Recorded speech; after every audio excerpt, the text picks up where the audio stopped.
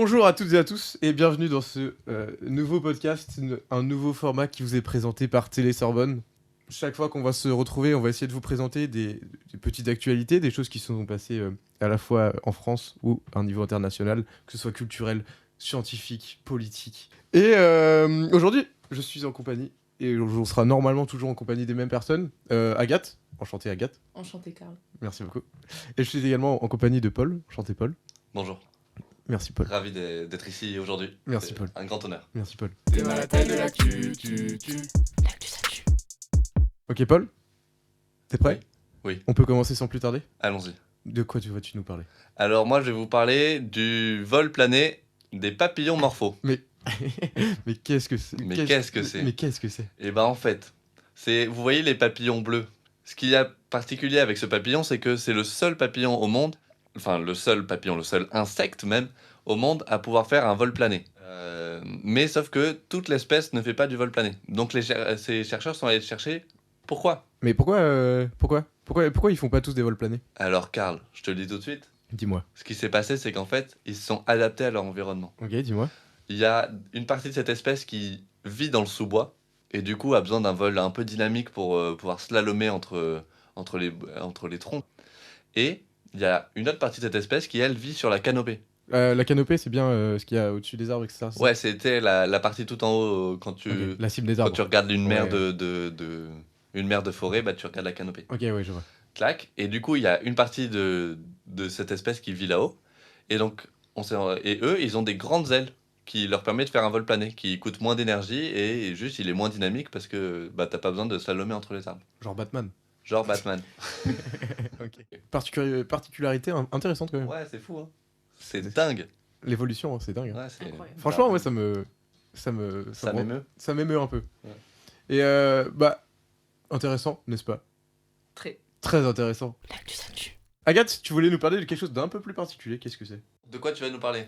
Je vais vous parler de manifestations qui prennent place à Ispahan, donc D'accord. la troisième ville d'Iran. Et pourquoi ils manifestent? Ils manifestent pour des problèmes d'approvisionnement en eau. Ok. Parce que jeudi soir, un bulldozer a détruit une canalisation qui approvisionnait la ville en eau.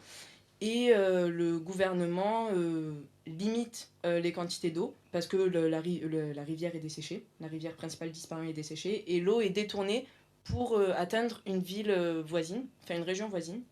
Donc la population se Donc il n'y a plus révolte. d'eau, quoi. Il n'y a plus d'eau. Plus d'eau du tout et nulle part. Surtout. Ah ouais.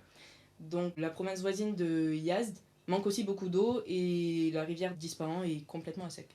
Des heurts ont éclaté du côté des manifestants, donc il y a eu de nombreuses attaques à la fois contre les policiers et les policiers contre les manifestants.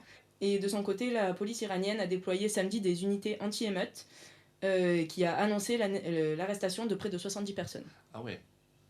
Yes. Grosse manif, quoi. Ouais. Ok. Et toi, Karl, tu voulais nous parler de quoi? L'actu ça tue. On va rester un peu dans cette vibe là, mais on va s'exporter un peu, on va rentrer en France aujourd'hui. On va parler de la panthéonisation de Joséphine Baker, qui a été annoncée il y a quelques mois maintenant par Emmanuel Macron, il me semble. Et normalement, Joséphine Baker va se faire panthéoniser demain, le mardi 30 novembre. Joséphine Baker, pour comprendre pourquoi elle se fait panthéoniser, il faut faire un petit retour en arrière. Alors, Joséphine Baker, elle est née en 1906 dans une famille d'artistes au Mississippi, aux États-Unis. Et à partir de là, elle commence à faire de son loisir de la danse dès sa petite jeunesse. Le rêve d'un peu tout le monde. À partir de 1925, alors qu'avant elle avait fait quelques petites scènes américaines pour développer un peu ses talents de danse, etc., elle part en France pour être la vedette du spectacle La Revue Nègre. Et derrière cette représentation, derrière ce spectacle, il y a une grande morale qu'elle développe et que plusieurs autres articles recitent. Il s'agit bien ici de se moquer des Blancs et de leur manière de gérer les colonies, car la France, bien que moins raciste que les États-Unis, a tout de même des progrès à faire concernant les gens de couleur et leur insertion dans la société. Donc avec ce message qu'elle arrive à prôner par ce spectacle, elle commence à développer sa vie personnelle et professionnelle à Paris, et elle s'y sent même libérée. Par exemple, elle interprète en 1931 la musique J'ai deux amours, qui est sûrement l'une de ses musiques les plus connues, qui était composée par Vincent Scotto. Ensuite, elle part aux États-Unis pour en faire, à partir d'octobre 1935, pour faire une grande tournée qui est normalement de une année. À son retour, en mai 1936, elle se marie avec le français Jean Lyon. À partir de là, elle reste en France pour continuer sa carrière. Et grand événement en France et en Europe, le début de la Seconde Guerre mondiale arrive. Dès les premiers jours de combat pour la France, elle chante pour rendre honneur aux soldats sur le front qui a alors déjà commencé sur le front Est. Quand la France est occupée, elle agit en tant qu'agent de contre-espionnage français en côtoyant la haute société parisienne. Et à partir de là, et en aidant le mouvement résistant en France, le général de Gaulle, lorsqu'elle quitte ce mouvement de résistance en 1941, lorsqu'elle rejoint le Maroc, lui remet une petite croix de Lorraine en or pour la remercier de son travail à la fois pour la France et la résistance. Donc au final, Joséphine Baker est considérée par toutes ses actions comme à la fois une artiste, une résistante, une féministe et une militante antiraciste. Et c'est donc sous ces termes que le président Emmanuel Macron annonce qu'elle va rentrer au Panthéon à partir du 30 novembre 2021. Le 30 novembre qui est une date symbolique parce que c'est 84 ans précisément après sa naturalisation française. Et tout de suite, Joséphine Baker, J'ai deux amours. J'ai deux amours, mon pays est Paris, pareil toujours, mon cœur est ravi.